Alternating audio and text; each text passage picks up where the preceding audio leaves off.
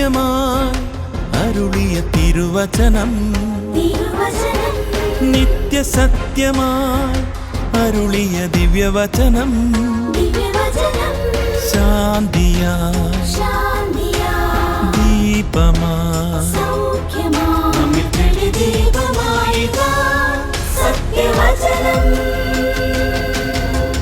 വിടുതലായി രക്ഷയായി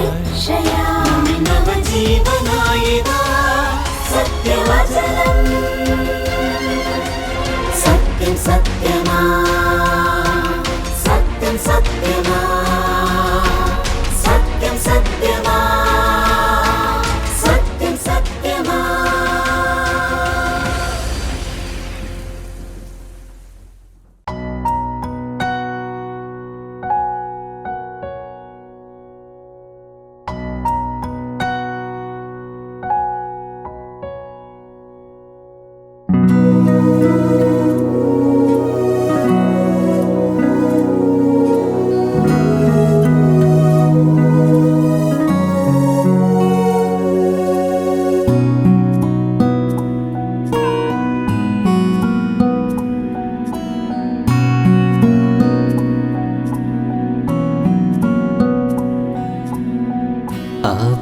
പിതാവേ, അങ്ങേ ഞാൻ ആരാധിക്കുന്നു. പുത്രനാമേശുവേ,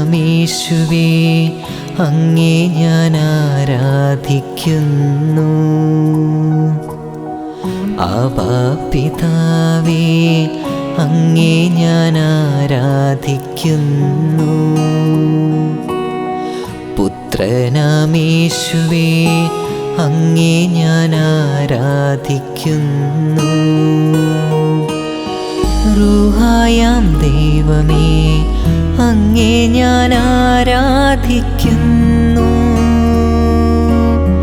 ത്രിയേക ദൈവമേ, അങ്ങേ ഞാൻ ആരാധിക്കുന്നു.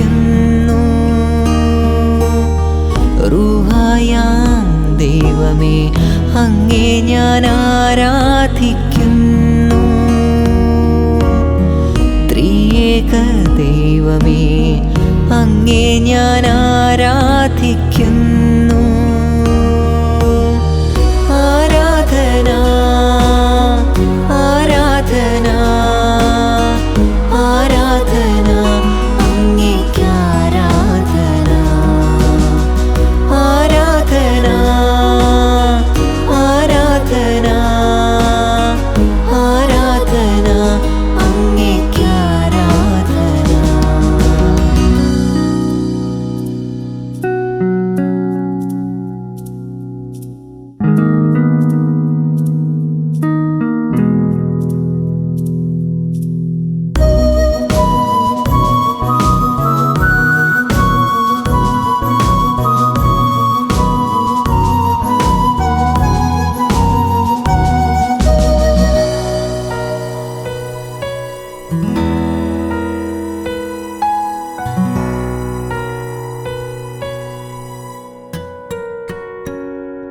എൻ ജീവനും ജീവിതവും ഞാൻ അങ്ങേയ്ക്കായി കിടുന്നു. എൻ ജീവനും ജീവിതവും ഞാൻ അങ്ങേയ്ക്കായി കിടുന്നു. എൻ സമ്പത്തും ആരോഗ്യവും ഞാൻ നിനക്കായി നൽകിടുന്നു. എൻ സമ്പത്തും ആരോഗ്യവും ഞാൻ നിനക്കായി നൽകിടുന്നു. യേശുവേ,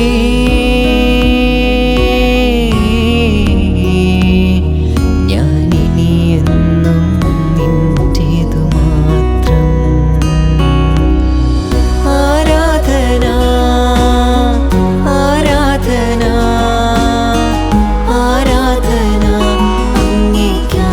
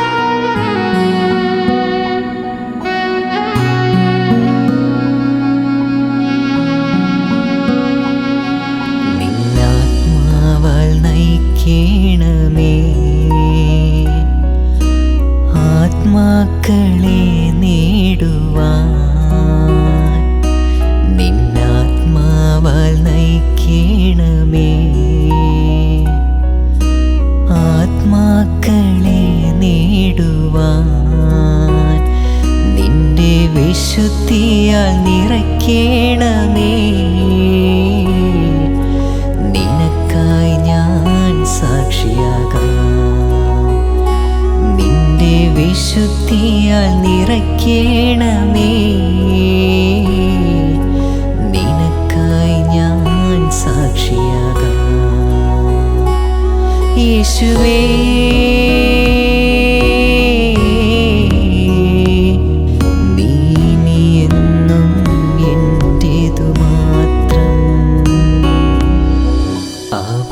പിതാവേ, അങ്ങേ ഞാൻ ആരാധിക്കുന്നു.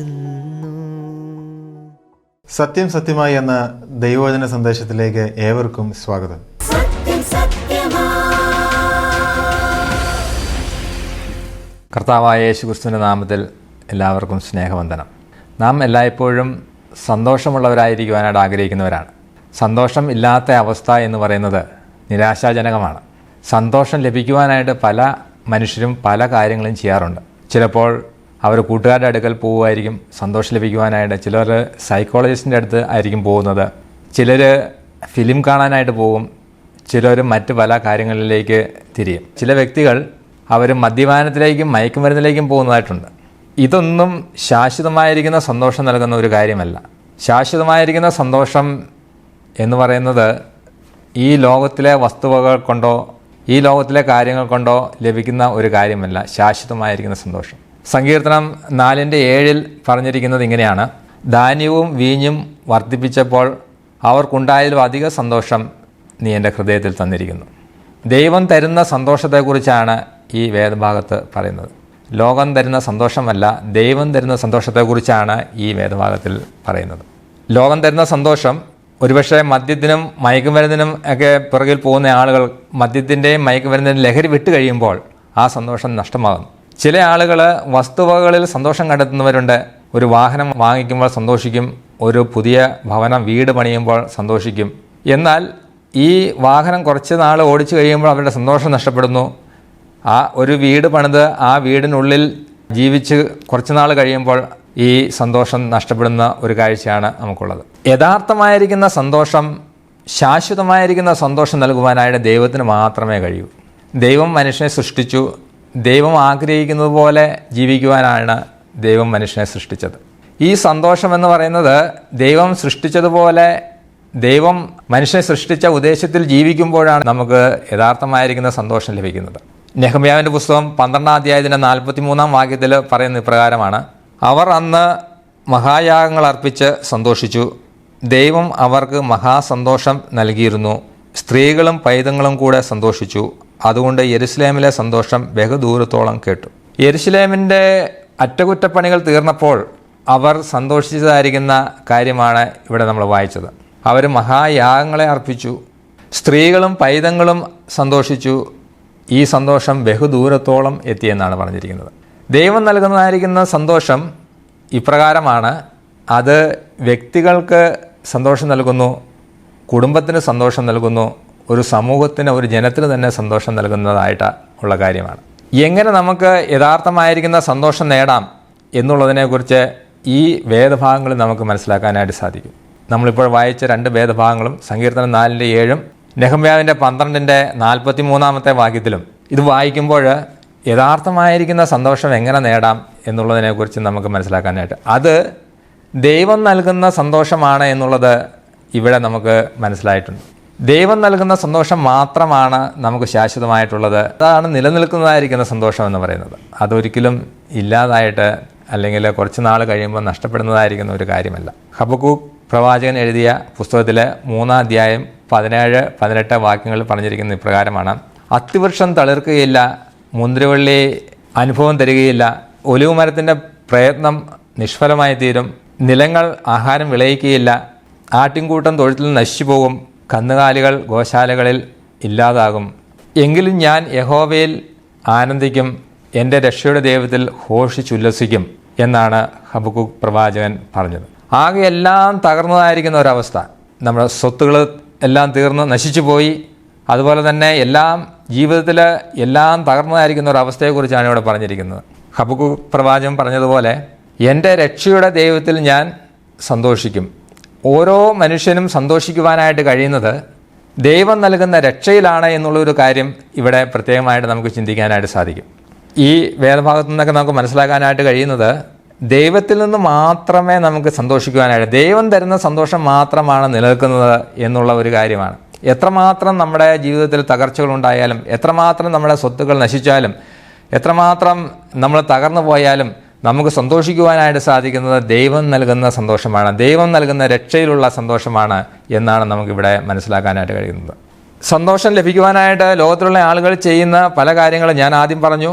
ചില കാര്യങ്ങൾ കൂടെ ഞാൻ പറയാനായിട്ട് ആഗ്രഹിക്കുകയാണ്. 7 ടിപ്സ് എന്ന് പറഞ്ഞുകൊണ്ട് ചില ആളുകൾ തന്നെ പറയാറുണ്ട്. ചിരി, വ്യായാമം, ശരിയായ ഭക്ഷണക്രമം, അങ്ങനെയുള്ള പല കാര്യങ്ങൾ അങ്ങനെ പറയും. അത് നമുക്ക് സന്തോഷം നൽകുന്നതായിരിക്കുന്ന, സന്തോഷം വർദ്ധിപ്പിക്കുവാനായിട്ടുള്ള കാര്യമാണ്, ആരോഗ്യകരമായിരിക്കുന്ന സന്തോഷം ഉണ്ടാക്കുവാനായിട്ടുള്ള കാര്യങ്ങളാണ് എന്ന് പറയുന്നത് പഠിപ്പിക്കുന്നവരുണ്ട്. വേറെ ചിലർ പറയുന്നത് ജീവിതത്തിലെ ചില സമ്പാദ്യശീലങ്ങൾ വളർത്തിയെടുക്കുന്നത് നമ്മുടെ ജീവിതത്തിൽ സന്തോഷം ഉണ്ടാക്കുവാനായിട്ടുള്ള കാരണമാണ് എന്ന് പറയുന്നുണ്ട്. കുട്ടികളുടെ വിദ്യാഭ്യാസം, അവരുടെ ആശുപത്രി ചിലവുകൾ, അതുപോലെ തന്നെ അവരുടെ വിവാഹം, ഒരു ഭവനം, ഒരു വാഹനം, റിട്ടയർമെൻറ്റ് ജീവിതം, ഇങ്ങനെ പല ഘടകങ്ങളും, അങ്ങനെ ഒരു സമ്പാദ്യശീലം ഉണ്ടാക്കിയെടുത്തു കഴിഞ്ഞാൽ ജീവിതം വളരെ സന്തോഷവും ആസ്വാദികരവുമായിട്ട് തീരും എന്ന് പഠിപ്പിക്കുന്നവരുണ്ട്. എന്നാൽ ഇതൊക്കെ നല്ല കാര്യങ്ങളാണ്. എന്നാൽ ശാശ്വതമായ സന്തോഷം ഒന്നും ഇത് തരുന്നില്ല എന്നുള്ളത് സത്യമായിരിക്കുന്ന ഒരു കാര്യമാണ്. ദൈവം നൽകുന്ന സന്തോഷമാണ് യഥാർത്ഥമായിരിക്കുന്ന സന്തോഷം എന്ന് പറയുന്നത്. ബൈബിളിൽ ഒരു മനുഷ്യനെക്കുറിച്ച്, ധനവാനായിരിക്കുന്ന ഒരു മനുഷ്യനെക്കുറിച്ച് പറയുന്ന ഇപ്രകാരമാണ്. ധനവാനായ മനുഷ്യനുണ്ടായിരുന്നു, അദ്ദേഹത്തിന് ഭൂമി നന്നായി വിളഞ്ഞു, ഏറിയ ധാന്യം അദ്ദേഹത്തിന് കിട്ടി. ഈ ധാന്യങ്ങൾ ശേഖരിക്കുവാനായിട്ട് സ്ഥലം പോരാഞ്ഞു. അദ്ദേഹം തന്നെ പറഞ്ഞു, എൻ്റെ കളപ്പുര ഞാൻ പൊളിച്ച് പണിയും, എനിക്ക് ഏറിയ ആണ്ട് ജീവിക്കുവാനുള്ള വസ്തുക്കൾ ലഭിച്ചു, തിന്നുക, കുടിക്കുക, ആസ്വദിക്കുക എന്ന് അദ്ദേഹം പറഞ്ഞു. അപ്പോൾ കർത്താവ്, ദൈവം അവനോട് ചോദിക്കുകയാണ്, മൂടാ, ഇന്ന് രാത്രിയിൽ നിൻ്റെ പ്രാണനെ ഞാൻ ചോദിക്കും. അതൊരു വലിയൊരു ചോദ്യമാണ്. ഇത്രയും ധാന്യങ്ങൾ ശേഖരിച്ചു വെച്ചു, ധാന്യപ്പുര പൊളിച്ചു പണിതു, ഏറെയാണ്ട് ജീവിക്കാൻ, സുഖമായിട്ട് ജീവിക്കാനുള്ള വസ്തുക്കളുണ്ടായി. എന്നാൽ ദൈവം ചോദിക്കുന്ന ഒരു കാര്യമാണ്, ഇന്ന് രാത്രി നിൻ്റെ പ്രാണനെ ഞാൻ ചോദിച്ചാൽ, ചോദിക്കും എന്നാണ് പറഞ്ഞിരിക്കുന്നത്. പ്രിയമുള്ളവരെ, അതൊരു വലിയൊരു ചോദ്യമാണ്. അതുകൊണ്ട് ഈ ഭൂമിയിൽ ഇങ്ങനെയുള്ള വസ്തുവകൾ കൊണ്ട് സന്തോഷിക്കാൻ പറ്റുമോ എന്ന് ചോദിച്ചു കഴിഞ്ഞാൽ സാധിക്കില്ല എന്നുള്ളൊരു വസ്തുതയാണ് നമുക്ക് ഇവിടുന്ന് മനസ്സിലാക്കാനായിട്ടുള്ളത്. മനുഷ്യന് എന്തുകൊണ്ടാണ് സന്തോഷം നഷ്ടപ്പെട്ടത് എന്നുള്ള ഒരു കാര്യം നമുക്ക് ചിന്തിക്കേണ്ടത് ആവശ്യമാണ്. മനുഷ്യന് സന്തോഷം നഷ്ടപ്പെട്ടത് മനുഷ്യൻ്റെ പാപനിമിത്തമാണ്.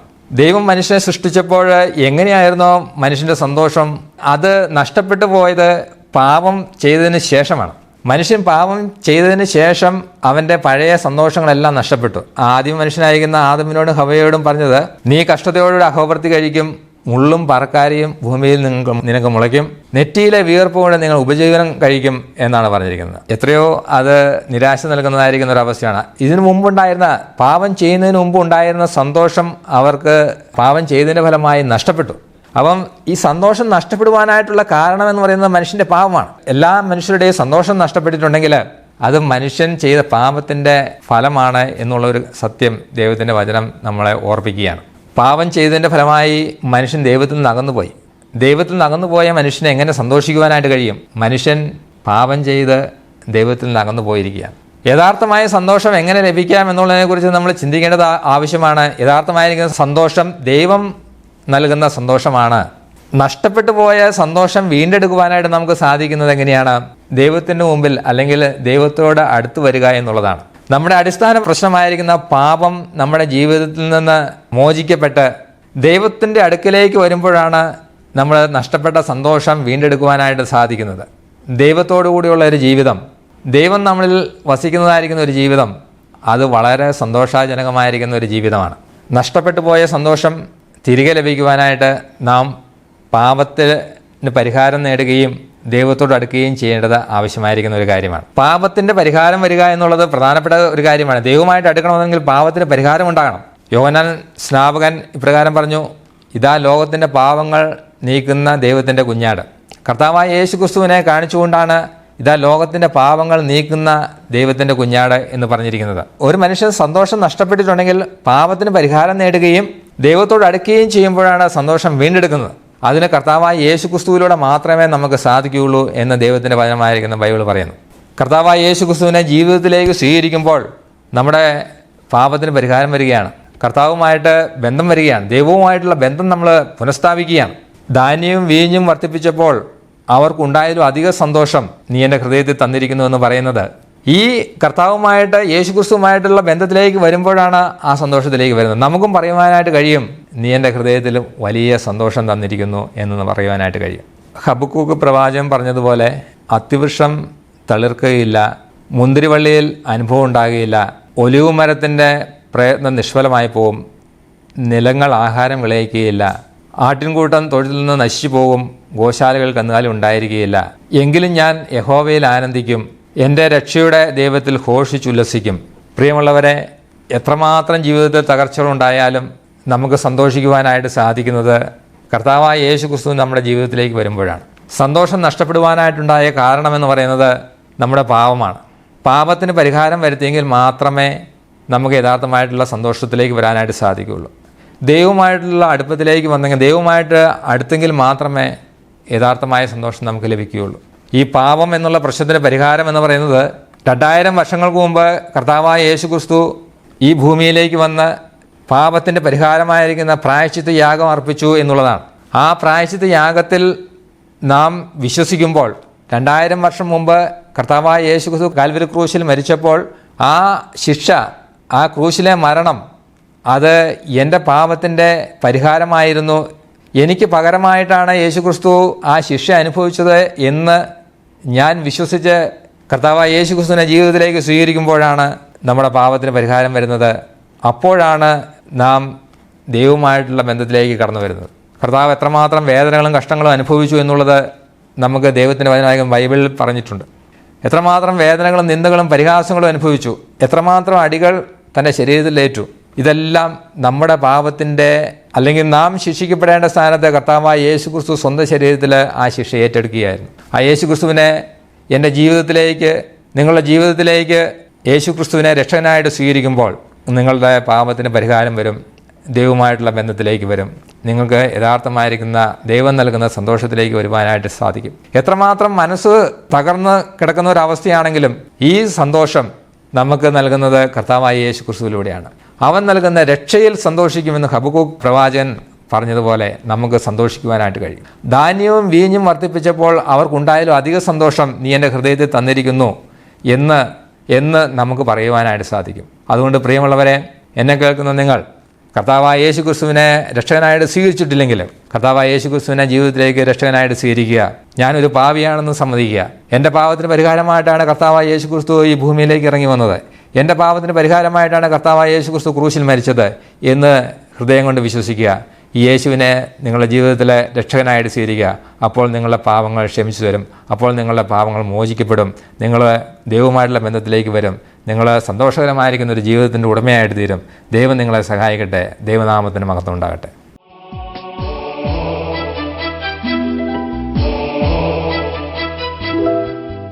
ദൈവമേ നിനക്കാരാധന, അന്തരാത്മാവിൽ ഞാൻ അർപ്പിക്കുന്നു.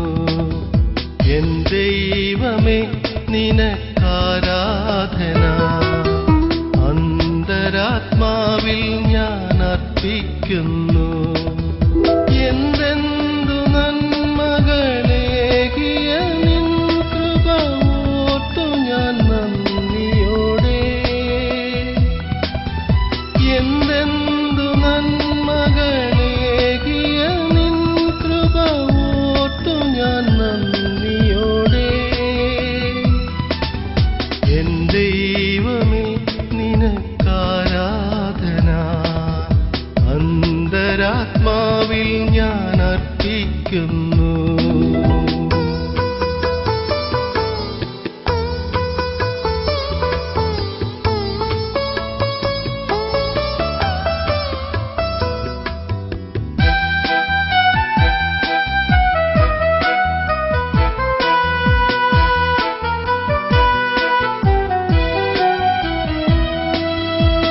ഏഴയൻ താഴ്ചയിൽ നീ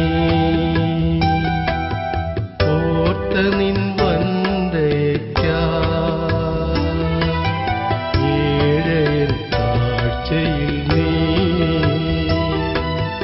ഓർത്ത നിൻ വന്ദയ്ക്കായി സ്തോത്രം മാത്രമർപ്പിച്ചു നാഥ. തവ തിരുസവിധത്തിൽ തിരുവചന പ്രഭയിൽ ആരാധിക്കാം. തവ തിരുസവിധത്തിൽ തിരുവചന പ്രഭയിൽ ആരാധിക്കാം. എൻ ദൈവമേ നിനക്കാരാധന അന്തരാത്മാവിൽ ഞാൻ അർപ്പിക്കുന്നു.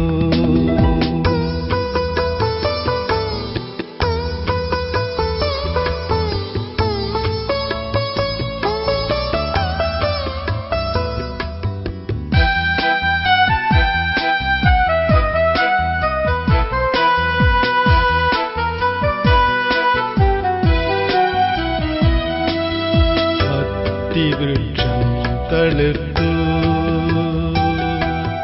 നീ വരും നാളടുത്തു. അത്തിവൃക്ഷം തളിർത്തു നീ വരും നാളടുത്തു. എൻ മനം മോദമോടെ നിൻ തിരുസന്നിധിയിൽ സന്തതമർപ്പിപ്പു ആരാധന. കർത്താവിൻ്റെ വിലയേറിയ നാമത്തിന് ഏറ്റവും മഹത്വമുണ്ടാകട്ടെ. ശാശ്വതമായ സന്തോഷം നമുക്ക് എവിടെ കണ്ടെത്തുവാൻ കഴിയും എന്ന വചനങ്ങളെക്കുറിച്ചാണ് നമ്മൾ കേട്ടത്. മനുഷ്യനെക്കുറിച്ച് ഇങ്ങനെയൊരു പ്രസ്താവന പറയാറുണ്ട്: ദൈവത്താൽ മാത്രം നികത്താൻ കഴിയുന്ന ഒരു ശൂന്യത എല്ലാ മനുഷ്യൻ്റെയും ഹൃദയത്തിലുണ്ട് എന്നാണ്. മനുഷ്യനെ യഥാർത്ഥമായിരിക്കുന്ന സമാധാനത്തിലേക്ക് നയിക്കുവാൻ, മനുഷ്യന് ശാശ്വതമായിരിക്കുന്ന സന്തോഷം നൽകുവാൻ മനുഷ്യർക്കോ മനുഷ്യൻ കണ്ടുപിടിക്കുന്ന ക്രമീകരണങ്ങൾക്കോ സാധിക്കില്ല. എന്നാൽ മനുഷ്യനെ സൃഷ്ടിച്ച ദൈവത്തിന് മാത്രമേ അവൻ്റെ പ്രശ്നത്തെ പരിഹരിക്കുവാനും അവന് യഥാർത്ഥമായിരിക്കുന്ന സന്തോഷം നൽകുവാനും കഴിയുകയുള്ളൂ. ആത്യന്തികമായി ദൈവം നൽകുന്ന രക്ഷയിലാണ് മനുഷ്യൻ്റെ സന്തോഷം ഇരിക്കുന്നത്. മനുഷ്യന് ഒരു രക്ഷ ആവശ്യമാണ് എന്ന് ദൈവത്തിൻ്റെ വചനം പറയുന്നു. മനുഷ്യൻ്റെ അവസ്ഥയെക്കുറിച്ച് നാം മനസ്സിലാക്കുമ്പോൾ റോമാലേഖനം 3-ാം അധ്യായം 9-10 വാക്യങ്ങൾ നാം വായിക്കുന്നത് ഇങ്ങനെയാണ്: നീതിമാൻ ആരുമില്ല, ഒരുത്തൻ പോലുമില്ല, ഗ്രഹിക്കുന്നവനില്ല, ദൈവത്തെ അന്വേഷിക്കുന്നവനുമില്ല. എല്ലാവരും വഴിതെറ്റി ഒരുപോലെ കൊള്ളരുതാത്തവരായി തീർന്നിരിക്കുന്നു. നന്മ മാത്രം ചെയ്യുന്ന ഒരു നീതിമാനും ഭൂമിയിലില്ല എന്ന് നാം വചനത്തിൽ വായിക്കുന്നുണ്ട്. അങ്ങനെയെങ്കിൽ ഈ ഭൂമിയിലെ സകല മനുഷ്യരും പാപികളാണെന്ന് മാത്രമല്ല, പാപത്തിന് ദൈവം നൽകുന്ന ശിക്ഷ അതിനർഹരായിട്ടാണ് മനുഷ്യൻ ഇന്ന് ഇരിക്കുന്നത്. പ്രിയപ്പെട്ടവരെ, ഈ ശിക്ഷയിൽ നിന്ന് മനുഷ്യനെ രക്ഷപ്പെടുവാൻ ദൈവം തന്നെ ഒരു മാർഗം ഒരുക്കിയിട്ടുണ്ട്. അത് കർത്താവായിരിക്കുന്ന യേശുക്രിസ്തുവാണ്. യേശുക്രിസ്തു ദൈവത്തിൻ്റെ പുത്രനാണ്, സത്യദൈവമാണ്, അവൻ രക്ഷകനാണ്. മനുഷ്യനെ രക്ഷിക്കുവാനായി ഭൂമിയിലേക്ക് ജഡം ധരിച്ചു വന്ന ദൈവത്തിൻ്റെ പുത്രനായിരിക്കുന്ന യേശുക്രിസ്തു അവൻ അനേകരെ സൗഖ്യമാക്കുകയും അനേക ദീനങ്ങളെ സൗഖ്യമാക്കുകയും ഭൂതബാധിതരെ സൗഖ്യമാക്കുകയൊക്കെ ചെയ്തു. എങ്കിലും കർത്താവ് വന്നതിൻ്റെ ആത്യന്തികമായിരിക്കുന്ന ഉദ്ദേശം എൻ്റെയും നിങ്ങളുടെയും പാപത്തിന് ശാശ്വതമായിരിക്കുന്ന സമ്പൂർണ്ണമായിരിക്കുന്ന പരിഹാരം വരുത്തുവാൻ വേണ്ടിയാണ്. കർത്താവ് വന്നിട്ട് എന്താണ് ചെയ്തത്? നമുക്ക് വേണ്ടി മരിക്കുകയാണ് ചെയ്തത്. പാപം ചെയ്ത് ദേഹി മരിക്കണമെന്നുള്ള ദൈവത്തിൻ്റെ നീതി പൂർത്തീകരിക്കുന്നതിന് വേണ്ടി പാപിയായിരിക്കുന്ന എനിക്കും നിങ്ങൾക്കും വേണ്ടി നമ്മെ മാറ്റി നിർത്തി നമുക്ക് പകരമായി നമ്മുടെ ശിക്ഷകളെ ഏറ്റെടുത്തുകൊണ്ട് കർത്താവായ യേശുക്രിസ്തു ക്രൂശിൽ മരിച്ചു. അതുകൊണ്ട് രക്ഷ നമുക്ക് ലഭിക്കുകയില്ല. പിന്നെയോ ആ കർത്താവായിരിക്കുന്ന യേശുക്രിസ്തു മരിച്ചത് എൻ്റെ പാപത്തിന് വേണ്ടിയാണ് എന്ന് വിശ്വസിക്കുന്ന നിമിഷമാണ്, അവനെ ഹൃദയത്തിലേക്ക് സ്വീകരിക്കുന്ന നിമിഷമാണ് നമുക്ക് രക്ഷ ലഭിക്കുന്നത്. അങ്ങനെ വിശ്വസിക്കുവാനും സ്വീകരിക്കുവാനും നിങ്ങൾ തയ്യാറാകുമോ പ്രിയപ്പെട്ടവരെ? ഞങ്ങൾ നിങ്ങളെ സ്നേഹത്തോടെ ആഹ്വാനം ചെയ്യുകയാണ്. ഇന്ന് തന്നെ ഈ വചനം കേട്ട ഈ നിമിഷം തന്നെ ഈ കർത്താവായ യേശുക്രിസ്തുവിൽ വിശ്വസിക്കുവാൻ, ഹൃദയത്തിലേക്ക് നിങ്ങളുടെ ജീവിതത്തിലേക്ക് ഈ കർത്താവിനെ സ്വീകരിക്കുവാൻ, ഈ നിലയിൽ വിശ്വസിച്ച് അനുഗ്രഹപൂർത്തി പ്രാപിക്കുവാൻ ദൈവം നമ്മെ എല്ലാവരെയും സഹായിക്കുമാറാകട്ടെ. നമുക്ക് പ്രാർത്ഥിക്കാം. സ്വർഗസ്ഥനായ ഞങ്ങളുടെ പിതാവേ, സകല ഐശ്വര്യത്തിൻ്റെയും അനുഗ്രഹത്തിൻ്റെയും സമാധാനത്തിൻ്റെയും മറുപടമായിരിക്കുന്ന കർത്താവെ, ഞങ്ങളങ്ങേ സ്തുതിക്കുകയും മഹത്വപ്പെടുത്തുകയും ചെയ്യുന്നു.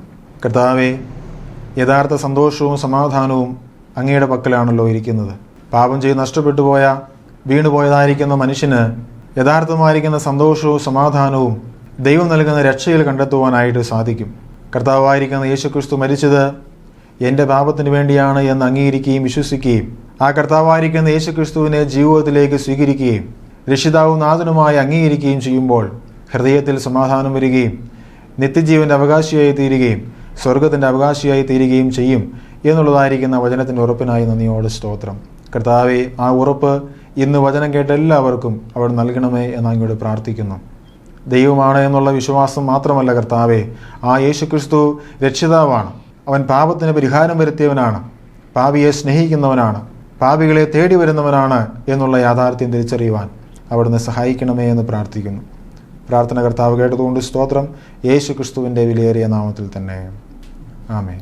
ഈ വചന സന്ദേശം നിങ്ങൾക്ക് അനുഗ്രഹമായി എന്ന് ഞങ്ങൾ വിശ്വസിക്കുന്നു. നിങ്ങളുടെ വിലപ്പെട്ട അഭിപ്രായങ്ങളും നിർദ്ദേശങ്ങളും പ്രാർത്ഥനാവശ്യങ്ങളും ഞങ്ങളെ അറിയിച്ചാലും ഞങ്ങൾ നിങ്ങൾക്ക് വേണ്ടി പ്രാർത്ഥിക്കുന്നതായിരിക്കും. ഞങ്ങളുമായി ബന്ധപ്പെടേണ്ട വിലാസം Agape Gospel Ministries 126 Maithri Nagar, Asramam, Kollam. Email ID satyamsatyamai@gmail.com. Phone number 8136936648. Bible സംബന്ധമായ നിങ്ങളുടെ സംശയങ്ങളും ചോദ്യങ്ങളും ഞങ്ങളുടെ വാട്സപ്പ് നമ്പറിലൂടെ ഞങ്ങളെ അറിയിച്ചാലും അതിനുള്ള ഉത്തരങ്ങൾ ഞങ്ങൾ നിങ്ങൾക്ക് നൽകുന്നതാണ്. അതോടൊപ്പം തന്നെ ഈ പ്രോഗ്രാമിൻ്റെ മറ്റ് സന്ദേശങ്ങളും പാട്ടുകളും കേൾക്കുവാനായി സത്യം സത്യമായി എന്ന ഫേസ്ബുക്ക് പേജും സത്യം സത്യമായി എന്ന യൂട്യൂബ് ചാനലും സന്ദർശിച്ചാലും ദൈവം നമ്മെ എല്ലാവരെയും അനുഗ്രഹിക്കുമാറാകട്ടെ.